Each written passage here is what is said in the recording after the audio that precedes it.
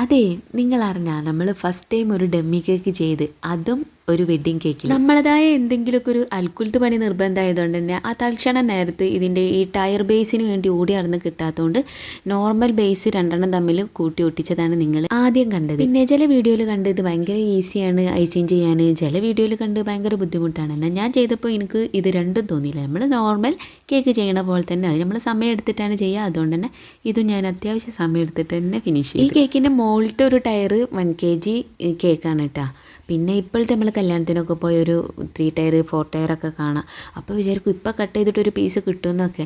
പക്ഷെ മുകളിലത്തെ ഒരു 1/2 kg 1 kg കേക്ക് ഉണ്ടാവുള്ളൂ. കല്യാണത്തിന് കൂടിയുണ്ടെങ്കിൽ വലിയമ്മമാരും മൂത്തമ്മമാരും ഒക്കെ ഷുഗർ ഉണ്ടെങ്കിലും ഒരു പീസ് കേക്ക് കൊടുത്ത് ആരെ വേണ്ടെന്ന് പറയും. അപ്പോൾ അത്രയും വലിയ കേക്ക് കട്ട് ചെയ്തിട്ടും ഒരു പീസ് കിട്ടിയില്ല എന്നാരും പരാതി പറയണ്ട കേട്ടോ. ഈ കല്യാണം എനിക്കും കൂടി ഉള്ളതുകൊണ്ട് ഞാൻ പോയി ഫുഡ് കഴിച്ച് പിന്നെ വീട്ടിൽ വന്നതിന് ശേഷമാണ് ഇതൊക്കെ ഇങ്ങനെ സ്റ്റാക്ക് ചെയ്ത് ഫ്ലവറൊക്കെ വെച്ചിട്ട് കൊണ്ടുപോയത്. അപ്പോൾ ഫൈനൽ എനിക്ക് ഇഷ്ടമായ